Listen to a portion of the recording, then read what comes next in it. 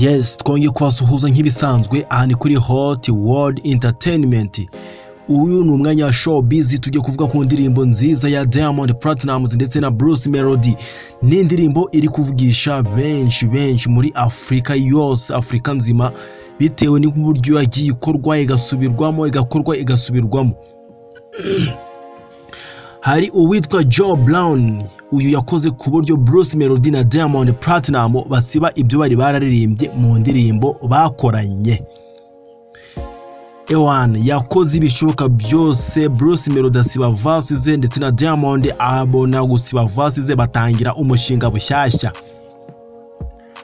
Umuhanzi akaba na producer Joe Brown yakoze igikorwa cyatangaje benshi mu ndirimbo nshya yitwa Pom Pom, aho uburyo yitwaye mu miririmbire bwatumye Bruce Melody na Diamond Platnumz basiba ibyo bari bararirimbye mbere. Icyakomeje nuko bongeye gukora iyi ndirimbo kuva ku ntangiriro. Iyi ndirimbo yatangiye kuvugwa cyane ubwo Bruce Melody yatangiraga kuyikorera mu mujyi wa Lagos muri Nigeria, akayikomereza mu mujyi wa Dar es Salaam muri Tanzania, ndetse amashusho yayo yakozwe na Sasha Vibes wo muri Uganda. Uyu aherutse gutangaza ko yanyuzwe n'uyu mushinga w'iyi ndirimbo.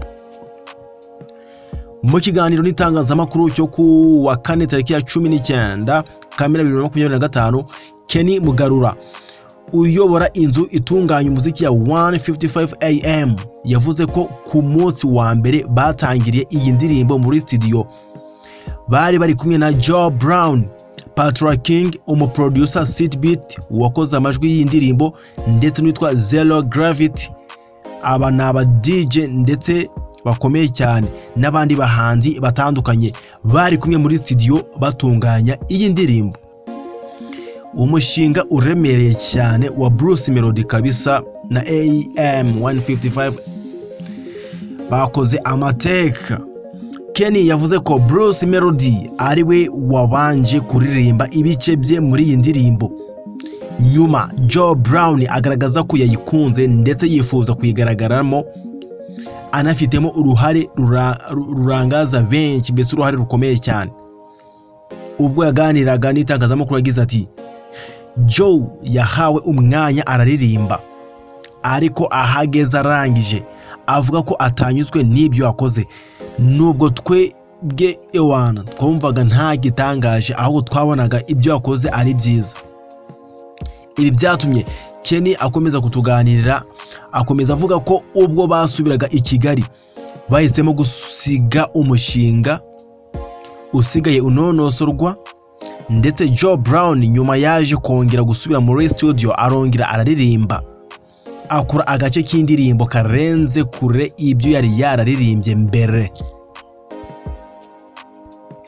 Birumvikana neza cyane, yakoze verse iremereye bya danje. Ati yongeye gukora indi verse nshya y'igitangaza. Ibi byaratunguranye cyane ku buryo byahinduye byinshi mu ndirimbo. Ibi byakoze ku mitima ya Bruce Melody ndetse na Diamond, maze bombi bafata icyemezo cyo gusiba ibyo bari bararirimbye mbere.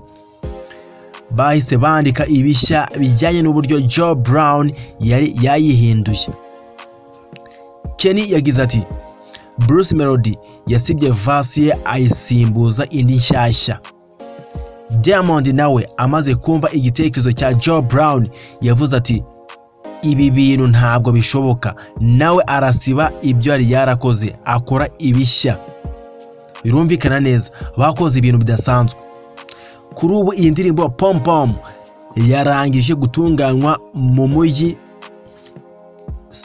yarangije gutunganywa mu majwi ndetse no mu mashusho.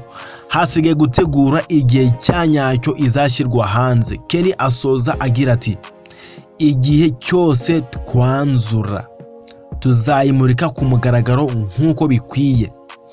Joe Brown waririmbye muri iyi ndirimbo ni umuririmbyi n'umuhanga mu gukora umuziki, ni producer w'igitangaza ukomoka muri Nigeria, umwe mu bahanzi bashya bari kuzamuka byihuse ku mugabane wa Afrika. Yatangiye kwigaragaza cyane mu myaka ya vuba binyuze mu ndirimbo zigaragaza ijwi rye ryihariye n'ubuhanga mu miririmbire. uyu yamamaye cyane mu ndirimbo Ogechi Remix yakoranye n'abahanzi nka BNX, Buju na Boy P, ikamufasha kwamamara ku rwego mpuzamahanga.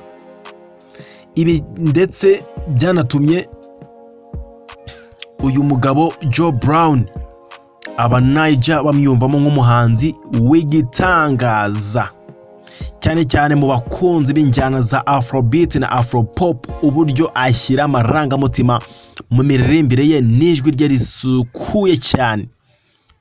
Ibi byatumye yitabwaho n'abahanzi bakomeye batandukanye barimo Diamond ndetse na Bruce Melody. Joe Brown akunze gukorera umuziki we muri Lagos, ahakorana bya hafi na bamwe mu bakomeye mu ruganda rw'umuziki rwa Nigeria, ariko akaba anagenda yinjira buhoro buhoro mu masoko y'umuziki wa Afrika y'Iburasirazuba. Umuhanga kabisa. Iyi ndirimbo yayihinduye bya danje pom pom kabisa. Diamond yambariye urugamba na Bruce Melody yambariye urugamba na Joe Brown nawe yambaye urugamba. Bizwi ko iyi ndirimbo noneho ari Afrika yose igiye kuyumva. Umushinga